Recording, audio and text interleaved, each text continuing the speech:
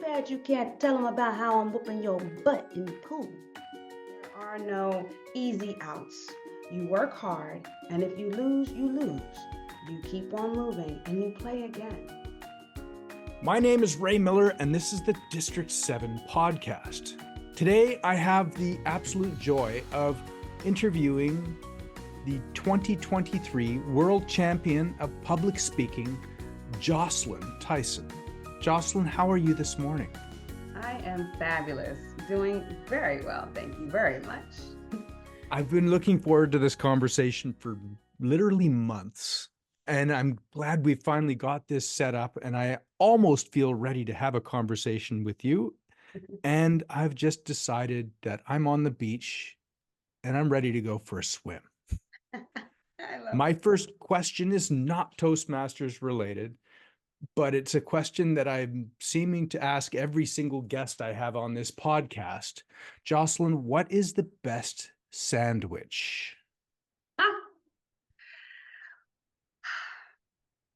Well, my father is from Atlantic City, and there is a sub shop that we always stop by on our way, either visiting family or stopping by in that area, and it's Tasty's.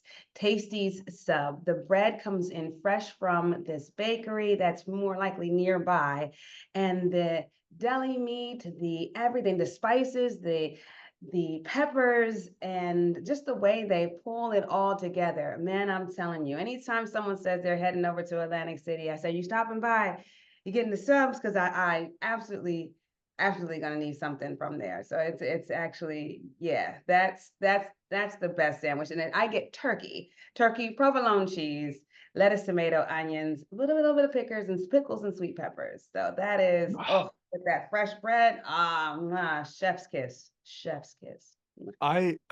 It hasn't occurred to me up until basically the last couple of weeks when I was talking about that question. I may be writing a cookbook about the best sandwiches, because it seems like every time I hear an answer to this question, I get a vacation destination and a menu, something that I need to go to. And every time I ask that question, I have a different answer. Now, you are a scientist, you are a triathlete, you are a Toastmaster and a public speaker. So I have a whole bunch of questions that are kind of related to all of those tangentially. My next question is really just about your introduction into Toastmasters. Can you remember, number one, when you joined and the reasons why you joined initially?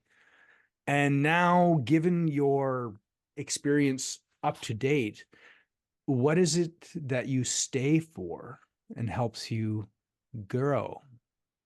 Absolutely. I like that question.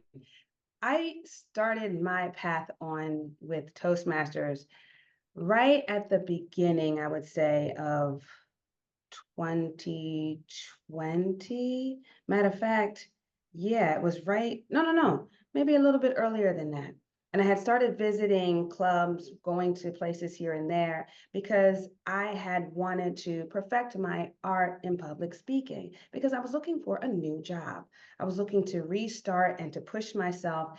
And I didn't have the opportunities to public speak, but I felt like I had a talent for it, but I hadn't perfected it. I hadn't worked on it in quite some time, but I wanted a job where I could speak to people. And that's what started to do the research. That's what made me realize there was Toastmasters out there. And I remember looking up the website, looking at all the locations. There was one in my town, one over, next over. There was a couple that I wanted to try. And I remember seeing something that, try as many as you want until you find that good fit. And it brought me to going to the Voorhees Toastmasters. And I remember going into one meeting in person, and that's when things went on lockdown. And I had stopped at that point, and I just had been introduced to it. I hadn't had a chance to speak there. I did nothing. It was just about walking in and just looking around and saying, okay, what is the vibe? And I remember liking it. Once everything went on lockdown and the meetings went to virtual, I remember seeking it, popping up still in my head, like, I want to do this. I want to get back to this. Maybe they'll have virtual meetings, and sure enough, they did. And I remember logging in and just saying, hey, I would like to join. And I started from there. So it was funny because I always think that my first speeches were in front of the camera. My first speeches were, I feel very, very safe when it comes down to public speaking, because you're just looking at the camera. You're not looking back at someone saying anything, or their eyes you feel judging you, but it was none of those things I had to worry about. And so it was funny when I transitioned to in-person, how that felt and how nerve-wracking that was. I remember just all of that flooding back at once. And I remember that whole piece of working and practicing and getting rid of the nerves. But it truly did help to shape and build me as a better public speaker, and being able to work those nerves and to use that, harness that nervous energy for being able to just flow, and recognizing that there's no monster, no one's judging you. Just tell your story or just speak. And now, well, I'm still growing. I'm still learning. There's still opportunities to work and finesse and take this to another level. And I am still going to capitalize on everything that Toastmaster has to offer, which is leadership roles, moments, and other things that are out there, chances to speak to other clubs, learn from other people. And I'm still going to get my DTM status. That is still a must do. That is a bucket list item. And if I could do a triathlon, I can be a DTM. You know what? That answer is perfect. Knowing scientific method and that you're a scientist, and also just how much experimentation goes into getting the result that you're working towards is really important. I feel like that's an important message any new Toastmasters coming in. I remember that 2020 period because I was helping to organize our district conference, and we transitioned from being an in-person conference to being in Zoom, and I was one of the logistics helpers to help set up the room. And I was also one of the people that helped transition it into Zoom. So I had to learn how to Zoom. It's interesting that you had this box as your first kind of experiment, this background for your experience coming in. I was doing some research coming up to talk to you, and I knew this, but I didn't realize this is the speech that somebody might have seen you giving on Toastmasters.org, like your last speech about the triathlon. That wasn't the speech that got you to the international stage, was it? No, it was not. No. I'm It, curious. Mhm. Can you tell me about Daddy-Daughter Day and playing pool? Absolutely.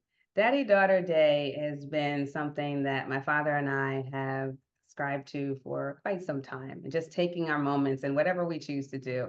And we started doing these pool nights, and he's been playing pool, beating me at pool for years. Like, trust me, it's but we just started to say, okay, let's get back into the groove and the rhythm.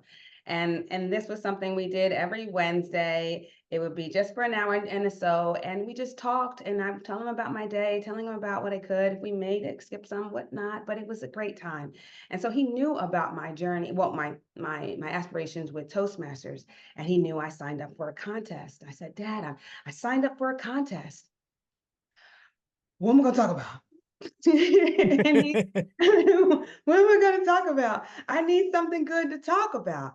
I started doing research on contests. I started seeing what the patterns started being. I started recognizing these are some phenomenal speeches, and they're talking about these impactful moments and these lessons that they learned, and what thing did they learn now they want to share to the world, and giving some sort of background story, whatever. Was it a thing from a person? What did they learn? And he's given me idea after idea after idea. And I'm just like, no, no, no, no, no, no, no. I don't like that one. I don't like that one. I don't like that one. And we're talking about it as I'm waiting for my turn. And then as he's going on, I'm realizing I haven't had a turn yet. Wait a minute. What is happening? And it dawned on me as I'm looking, like, this man is beating me, and he's knocking in ball after ball into the hole. And I'm like, what? And he turns and looks at me and says, too bad you can't tell him about how I'm whooping your butt in pool.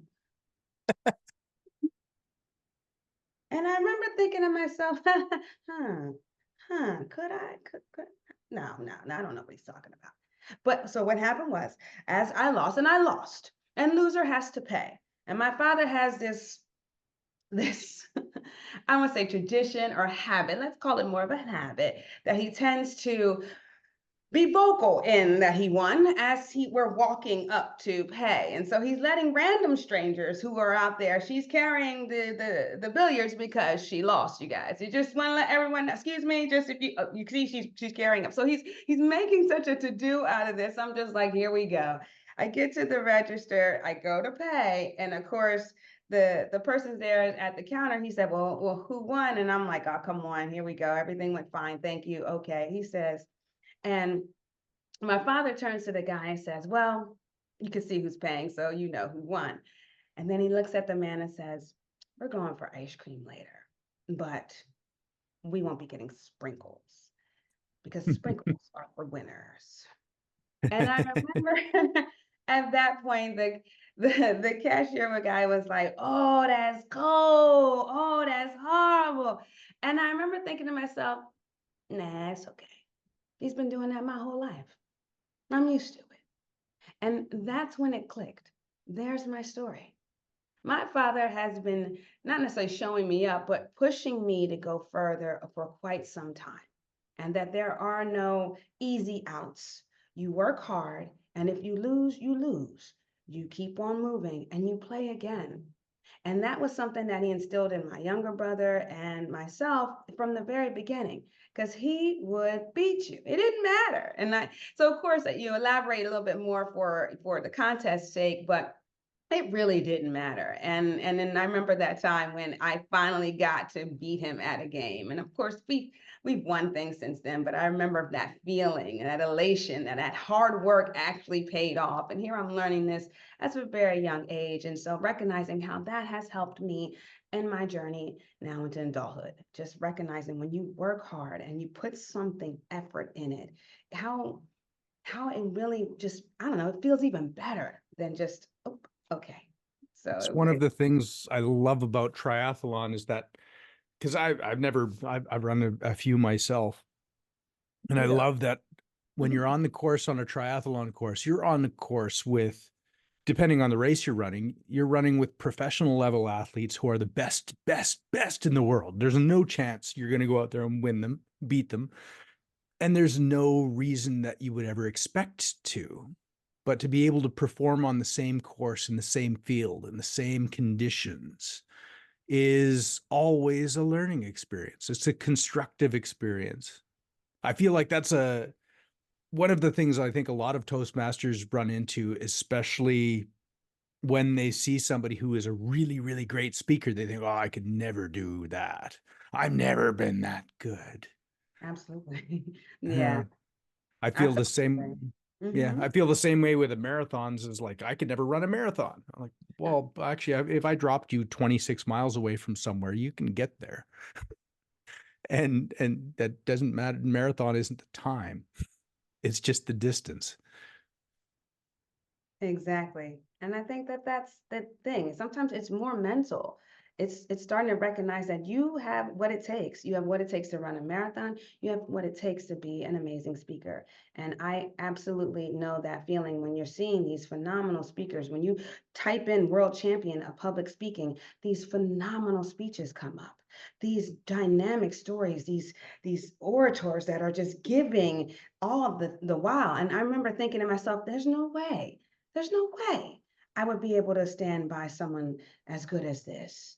I mean, I'll get there maybe one day. I don't know. Just like as with anything with a triathlon, it's like I'll get there one day. I don't know. Maybe I don't know. But recognizing that just a little step, moving one step, and trying one speech after another, you'll start to yes, step progression, and before you know it, I got here. Wow. I know, I know. What an empowering realization to come to is that you have that not expectation of winning, but in a constructive way, getting closer to it. and improving. I looked up one quote this morning actually while I was finishing up questions here, is from Thomas Edison. He said, "I have not failed. I've just found 10,000 ways that don't work." And that makes me think of science, which I've been a science junkie for years and years, but uh, and it just that title leads to the iterations in the design, especially with your deep dive hyper focus into all of the public speakers and champions of previous years. I would imagine uh, that would be a little bit daunting to even imagine yourself on the stage with them, but at the same time to still be on the beach with them at the at the start of the race. Yes, yes. It's one of those things where you take that deep dive so you can see, you take that deep dive, but it can be very intimidating as well because now you're seeing, just I think how great some people can really be and how amazing this can be. But just having that little voice, that inner go-getter, really, that tells you, come on, let's go. Whatever you place, just like you said, even if there's a moment you don't get to the top, you moved the arrow, you moved it along. And that's sometimes in and of itself, that's the win. I think people take too much of this title, but the win is sometimes that journey, that development, that growth that got you there. And regardless of whether or not you placed, it's just therein lies the meat of it. It's that. So I recognize that even when I was doing the triathlon, and I did not by any means win or I just wanted to finish because I knew that the finish was the story. And the finish was my accomplishment. And this finish was my win. So I said, I have to finish. I'm not going to quit. I'm not going to get out of this, especially if you've seen the speech. We're not going to get out in the water, which was that first part. That was the biggest challenge. That was the biggest hurdle for me. And was like, I'm not going to get out of the water. I'm going to put one arm, matter of fact, one arm behind my back and make progression. I was thinking about triathlon as well, because obviously that's my first contact with you comparison wise. Mm. And being Toastmasters being an individual sport, you're always running your own race. I mean, you can't Mm. draft anybody. You're not going to get faster than anybody. You're on the course at the same time. And I think about the communal experience of it because that's the same story that you have with everybody else on the course. Thinking about the tools in Toastmasters now, and I think about brick training, where you go swimming and then you get on the bike and go for a ride, or you go for your bike and for a ride and you do a 5K run afterwards or whatever like that. What are some repetitive but important tools that you were developing in your process to even get ready for your first contest? Some of the repetitive tools I wanted to make sure I worked on were some of those key assets, I think, when it comes down to dynamic delivery, is how I like to call it. And that is, what are my movements? Am I being too crazy where you're losing me because you're too busy watching me? Or am I being able to give you a good flow as my story is going along so that way my movement is a reflection of the story and it's appropriate? Is my timing, my pacing, my vocal variety? Am I getting you from the back as you can get to the front? Some of those key fundamentals, that's what I wanted to be sure of, especially when it came down as I was progressing towards the semifinals. Remember, in this process, and I'm sure as it's going to be doing now, probably going forward, these are not live contests per se. This is a moment behind the screen, and you're behind the screen and giving a speech in front of the camera is different than giving a speech in person. And that's where I had to start taking my camera Jocelyn out to see people, out to see the room, out to make sure that, as mentioned, the back of the room is getting the same feeling as the front of the room and that I'm connecting. So I found that some of those key fundamentals, such as the vocal variety, just as the movement, and how you come across physically, I think was the biggest one I wanted to make sure I was developing on when I was taking it on tour, so to speak. You sound to me like somebody who's probably never had a challenge being heard. I could be wrong. I know when I'm talking to new Toastmasters who are just entering into this journey, they'll often be very timid, and they'll almost feel this really, really huge discomfort of being loud or being seen. And I tell them to be louder, be seen more. And as soon as you've done too much, then you'll get an evaluation that told you got too much. Pull back a little. Yeah. Yes, yes, It's absolutely. Mhm. yeah, that's an important tool that I keep coming back to. But I also thinking about, back to racing and training and thoughts like that. I always think about whenever I was racing or competing, I'm always thinking about training, and whenever I'm training, I'm always thinking about racing. What were your thoughts?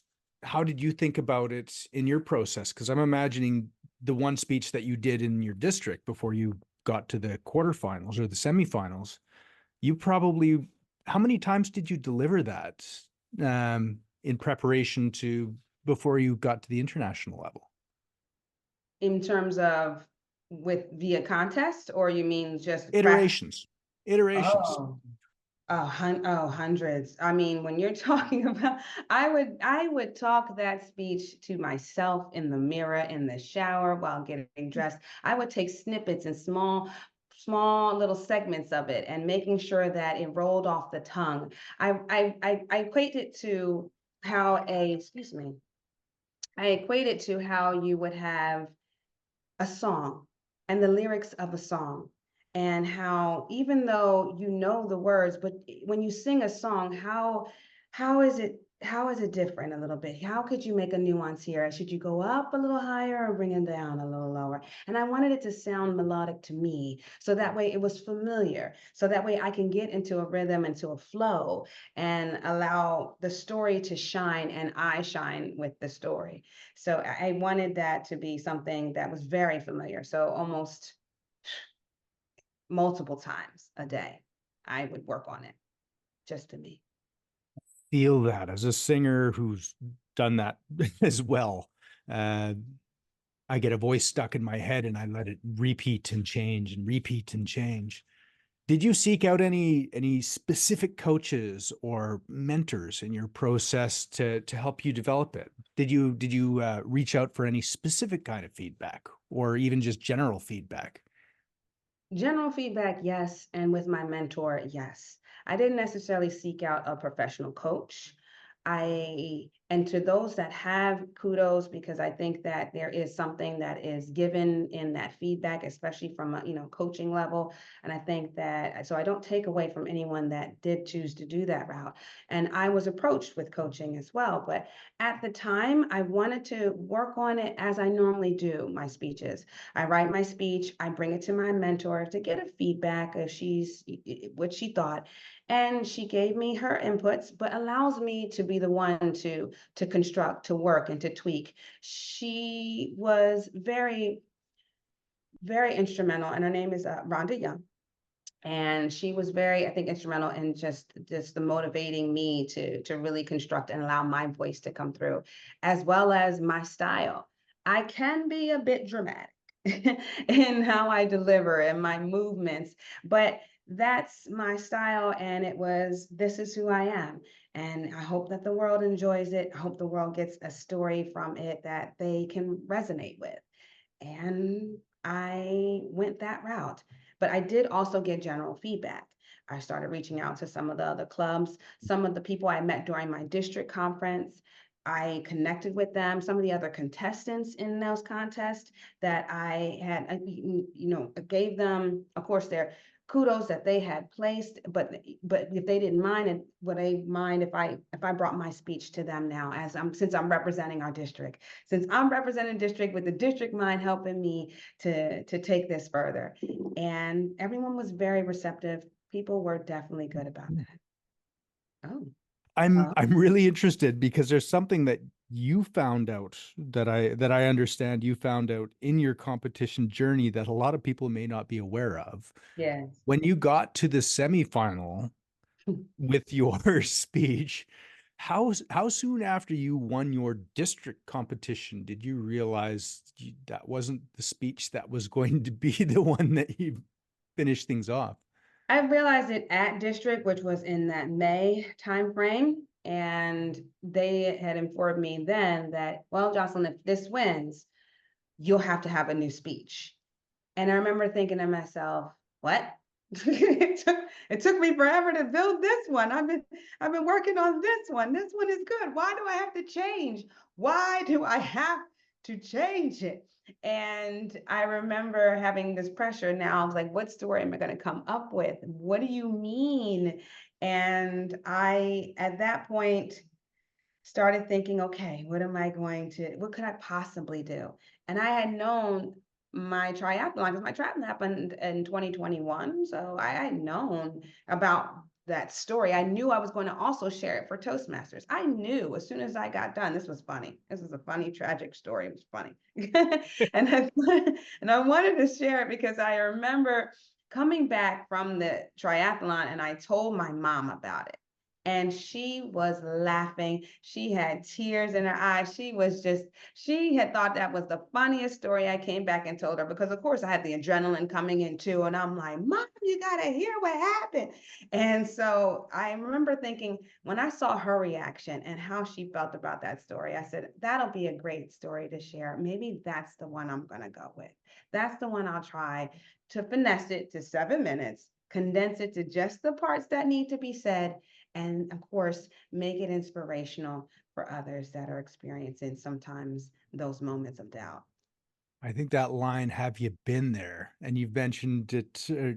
I think I've read that line was pivotal in that story to make it comparable to basically anybody. Because Yeah, "Have you been there?" is such an a relatable line is what I think about for that. Catching yes. that relatable line, and to have a speech that takes you all the way to district and then suddenly have to make one that's as good or better than that, all within that next 2, 3, 4 months Exactly. is incredible, incredible. It's Um, pressure. it is It also definitely throws the pressure. pressure on, and some people work better in pressure, some people not so much. I'm Now, a I have a thought, yeah. and I'm thinking about not somebody who's in the current competition cycle, because obviously we're mid-competition cycle now. But if someone were thinking about preparing something for the 2025 International Mhm. Speech Contest, how early would you suggest that they start working on that speech? The final speech? No, Oh, they're even their club of speech. course. If they're thinking I'm going to enter this contest and I want to see if I can get even win district, when do they start working on that speech? I would say go with what works best for you. If you're someone that can construct your speeches, because I'd like to believe you're not doing your first speech because you don't even qualify. So recognizing how you've been doing speeches, what comes natural to you, lean into you and allow yourself those moments to say, okay, the contest is in March. I need a good month. If you know yourself, I need 2 months. And likewise, I don't think that there's a set time frame because I believe that we all work different.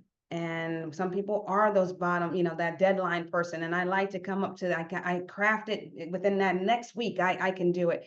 I say, give yourself enough time so that way you can edit and make adjustments. So that way you're feeling like you're bringing your best to the contest. Never bring less than your best because that's when you're wasting your time, but truly give yourself enough time that you can edit, make the changes that you need, and of course, get good feedback so that way you can develop and tweak it along the way. You want to bring your best. There's this quote that comes to mind as you're talking. Have you ever heard of Steve Prefontaine? Hmm. Runner, runner from University of Oregon back in the 70s. But there's a quote that's often attributed to him in running world, which is anything less than your best is to sacrifice the gift.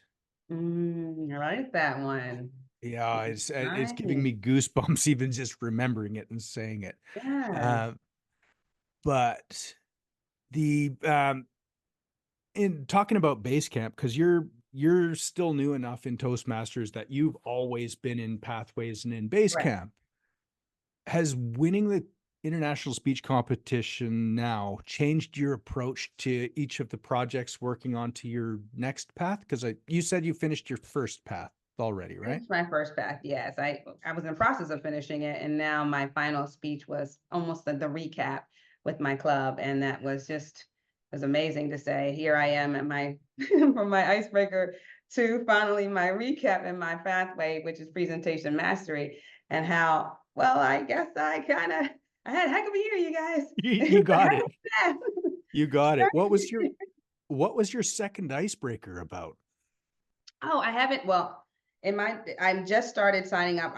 signing up for the humorous path, and I have not Ah, taken my icebreaker yet. So oh, I uh, know I'm being still dragged. working on ideas. Yes, so I do have to do an icebreaker. And I think that I'm really excited to start on the humor path because I think that humor it comes easy for some and some not so much. And I find that when you're trying to be funny, it's when it's not as funny. So sometimes it's just allowing, the story will be funny in and of itself. And so try not to force a joke because I think forced jokes come off that way. And so that will be a challenge, I think, to write a speech while trying not to force the humor in it. So that I think is going to be really, really challenging. So I have yet to kind of figure out how that whole process is with the I I have that path in my in my plans as well. I've got two paths that are open right now, and the humorous one is I find a bit intimidating to really engage with on the humor end, yeah, especially when you realize that, well, at least me, when I realize I'm funny unintentionally. right. I'm funny to me all the time. I I laugh yeah, at I make myself. myself I spoil my jokes all of the time. But That's and great. maybe that's why I'm funny. I don't know. But yeah, so what is what is one project in your in your catalog going forward that you're really looking forward to trying to break down for your upcoming For my path? upcoming path, I would say I'm not too sure. I know that when it comes down to the body movement and the gestures, I feel like there's always that one where you have the body movement and gestures, but how are you doing it now where it's funny and to really kind of hone into that one, I think that would be a fun one that I want to try to master. One thing that I think I'm going to do, and this is also advice that I've been sharing to other clubs, is that really really get active into your path and in the projects that are assigned to you. Really dig in there, and if not, reach out to people that are evaluating you. Reach out to multiple people. Who says you just have to have one? You can message someone privately. Would you mind giving me some feedback? Could you send me also an evaluation? I'm only going to have one evaluator, but think about it. I'm working on weeks to sometimes do a speech, and even though it is 5 to 7 minutes, I'm getting maybe a 2 minute quick, and we all know there are some people, and we know those evaluators that are even paying attention. They're checking their phone, they're not checking things, and next thing you know, they're giving you enough feedback that you're like, I didn't learn anything from that evaluation. So, which Sometimes you don't, yeah, and sometimes that's you don't. sometimes you don't, and sometimes the evaluator's learning as much from how they put the evaluation together, just in realizing that how do I evaluate this speech? So it's all about the questions that they ask. Yes, so How do you absolutely. and I've talked to other district champions and competitors before, and they all say much like you did. Sometimes they get feedback or recommendations or questions about their speech that they should change in their speech, and they know almost immediately, no, I'm throwing that out. I'm not Yeah, doing that. Yeah, I'll take that. Or they take elements of things into it. But absolutely. I love that you're talking about these very specific tasks, because that comes back to earlier what we talked about with these specific routines and repetitive practices that we do as a part of our storytelling. My coming up towards the end of my questions here, Okay. but I do have a couple of questions that I always prepare for the end of these conversations. Can you say if you're working with any current competitors, working specifically or mentoring? Is there anybody that you're watching right now that we should be looking for in the 2024 International Speech Contest year? I actually am not. Because, and just a little bit about what happened for me, because I was looking to get a new job, I got a new job. And leveraging Toastmasters was actually part of that success plan. And in doing so, I relocated. So I'm in another state, I'm in a new job. And I have to admit, the type of time that I think to mentor and to coach somebody, I think is in a commitment for two people. So I applaud not only those that reach out to coaching, but those coaches, because it is truly a time. It's time that I should be giving to you, learning and helping your speech, helping you grow, helping you develop. And I know that I don't want to, I guess, falter in that process for somebody. So I haven't had any one-on-one coaching with anyone as of yet. In the future, that might be something that I'm looking into. As of right now, I feel like I still have to really need to develop myself, but I am definitely open to giving feedback. I have been giving feedback to people, but in terms of coaching and mentoring, I just haven't had that opportunity yet. Well, I'm sure anybody listening to your story and your experience is going to uh, come up with some great tools to take them through that as well. And one of the things that we talked about a couple of weeks ago is getting that support in the background for once you win. And can you tell me a little bit about how you connected with the support that helps make sure you're not flooded with emails with people trying to drag your time? Yes, absolutely. I think for me, and this was from one of the past world champions had mentioned to me, they said, reach out to your district, see if you can get some help because it's going to be a lot that's coming at you. And I am so grateful for some of that feedback. It was in particular Verity Price who had spoke to me, and she has been just so kind and phenomenal, and just some of the advice that she has been giving me. And honestly, all the world champions, they are just a really great group of people. It's just been great. And with her saying that, I reached out to my district, and they heard me and they answered. They gave me a connection within, actually was with one of my Voorhees Toastmasters, was our vice president public relations. And she has been just great. She stepped up and said, I'll help you with this. And so helps me to allow I can filter some of these requests to her. I can filter all these moments, because as mentioned, I'm doing new hire, training. I am in another place. I'm trying to relocate. Where's my things? I'm unpacking, and so much is going on that I could really use a hand. And I think that's important, to ask for help. Don't be so prideful that you can't ask for help, because it really does come in handy. And she has been great, just hands down great, and just correspondence, staying on top of things. She sent me a message today saying, remember, 12 o'clock, you're logging in. And I tell myself, okay, I got it. I'll let you know. Okay. And it's been just the best process, and it's been smooth. And I encourage anyone that's been going through this, and I will mention this to whomever is the next in 2024, reach out to your district, ask for some help in managing sometimes how this is going to go. Unless you're doing this full time. Some people are managing their public speaking careers and they're already going forward with it. But for me, that wasn't the case. I'm a pharmacist by trade. I work, and I'm doing things here and there, and I will continue to be a pharmacist. And I hope that public speaking has its role right alongside it, but I need some help along the way.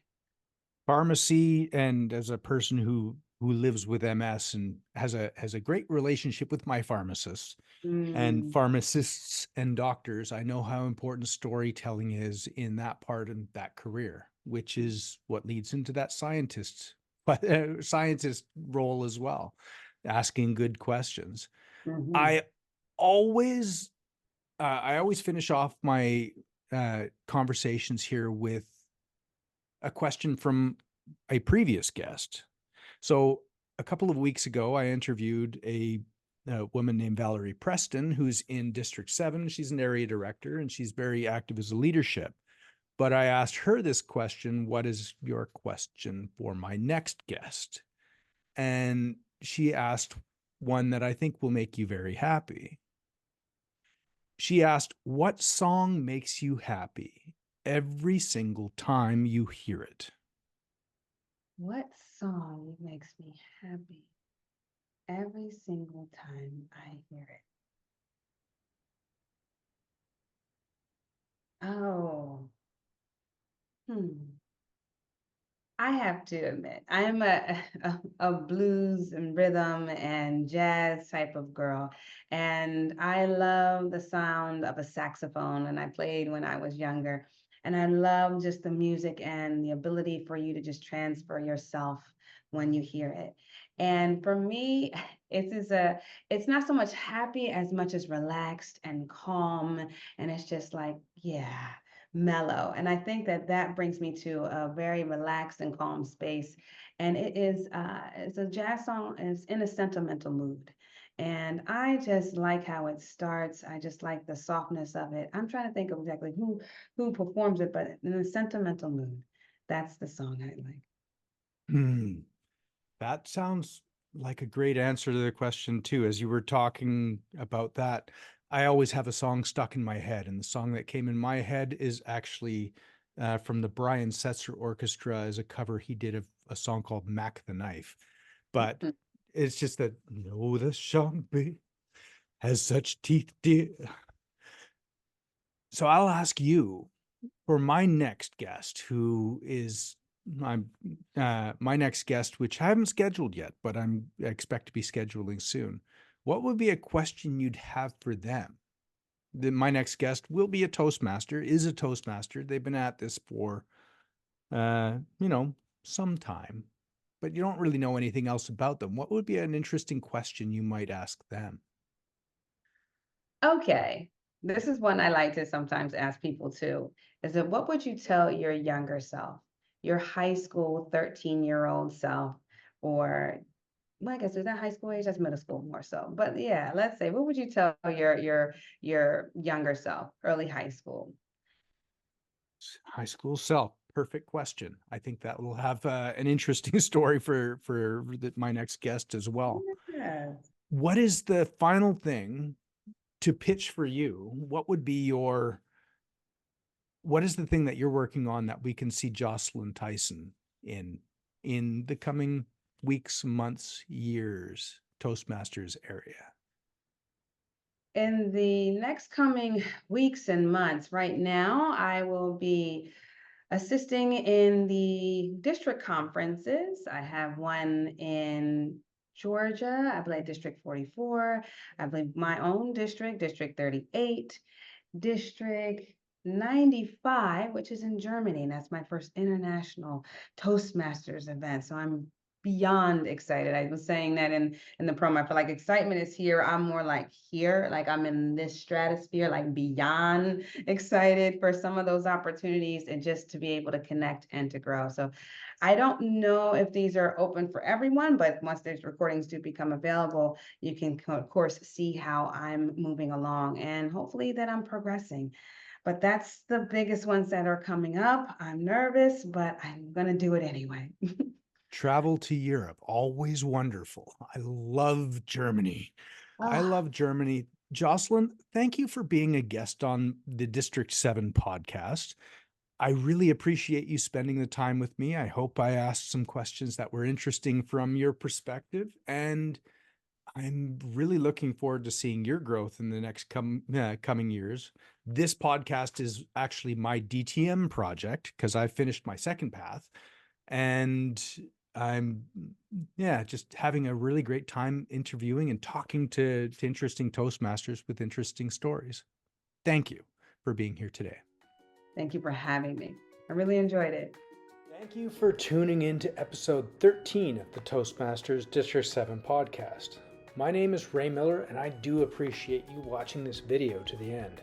A big thank you to Jocelyn Tyson for joining me and sharing her insights. We had a fantastic conversation about her journey through competition, leading to her win as the world champion of public speaking. This is the District 7 podcast presented by Podmasters Toastmasters. You can find our contact information below and in the video description. We have a few more episodes to release before my run as District 7 podcast chair comes to a close. Stay tuned. Now, I'll get on to the next edit.